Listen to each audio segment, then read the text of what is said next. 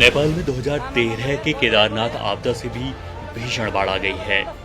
तिब्बत में ग्लेशियर खिसकने से नेपाल के कई गांव बह गए और जानमाल के भारी नुकसान की आशंका जताई जा रही है। उत्तरी नेपाल में मौजूद रसुआ इलाका तिब्बत से सटा हुआ है। वैज्ञानिकों के अनुसार ये प्रलयकारी बाढ़ तिब्बत से नेपाल की ओर बहने वाली भोटेकोशी नदी में गिरी बर्फ के पिघलने के कारण आई है। इसके साथ ही त्रिशूली नदी में भी बाढ़ आई है। बाढ़ से नेपाल की सशस्त्र पुलिस बल के 13 जवान लापता बताए जा रहे हैं। नेपाली अधिकारियों के अनुसार नेपाल में भारी नुकसान हुआ है। हालांकि अभी नुकसान का आकलन लगाया जा रहा है। उससे पहले बचाव अभियान युद्ध स्तर पर जारी है।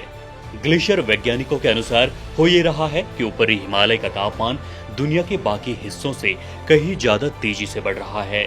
तिब्बत में बर्फ पिघल रही है। नई और खतरनाक झीलें बन रही हैं जो कभी भी फट सकती हैं। वैज्ञानिकों ने बताया है कि नेपाल में आई ये बाढ़ भी उत्तराखंड में 2013 में आई केदारनाथ आपदा, उसके बाद 2021 में रैणी और गत साल धराली और फिर थराली आपदा की तरह ग्लेशियर टूटने के कारण आई है। Glaciers are receding at an alarming rate.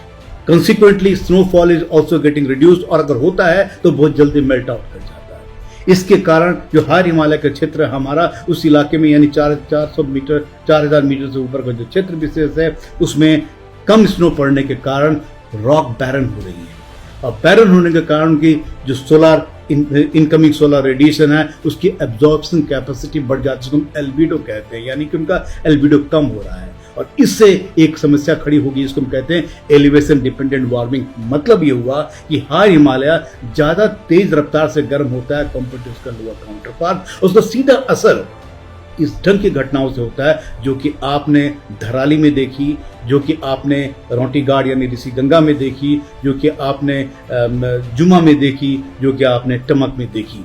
और खास करके मैं एक बात बड़ी जिम्मेदारी से कहना चाहता हूं, ये बड़े ग्लेशियर्स उस ढंग से रिस्पॉन्ड नहीं करेंगे, उनका अपना एक थर्मल इनर्शिया होता है। ये छोटे ग्लेशियर जिनकी एरिया करीब समझ लीजिए 10-15 स्क्वायर किलोमीटर का जिनका पूरा कैचमेंट एरिया होता है और नदियों की जो स्ट्रीम्स निकलती है उनकी लंबाई 5 से 10 किलोमीटर की होती है, लेकिन उनका ग्रेडियंट बहुत स्टीप होता है। ये जो छोटे ग्लेशियर्स हैं इनको हम हैंगिंग ग्लेशियर कहते हैं। These glaciers are going to respond much more arrogantly. पूरा हिमालय इस समय ग्लोबल वार्मिंग के कारण एक टाइम बॉम्ब बन गया है। तापमान ज्यादा होने के चलते उच्च हिमालय में ग्लेशियरों की पकड़ ढीली हो रही है, जिसके चलते वो छोटी छोटी मोरेन झीलों में तब्दील हो रही हैं।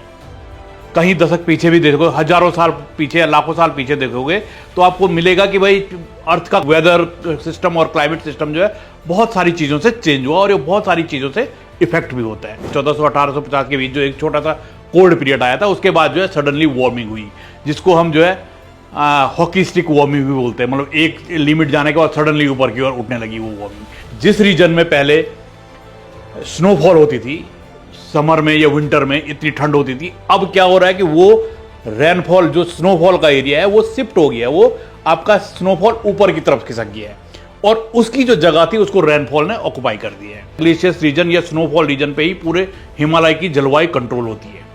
तो वो जब उसमें कमी आनी शुरू हुई तो वेदर एबनॉर्मल होना शुरू हो गया। ग्लोबल वार्मिंग का एक सिग्नेचर है बेसिकली, ये आपको दिखा रहा है भाई कि वार्मिंग हो रही है, क्लाइमेट चेंज हो रहा है, जिसकी वजह से ये सारी घटनाएं घट रही है। जिस हिसाब से क्लाइमेट चेंज हो रहा है या जिस हिसाब से चीजें हो रही है, ये एबनॉर्मलिटी हो रही है, तो हमें इन चीजों से बचने की जरूरत है।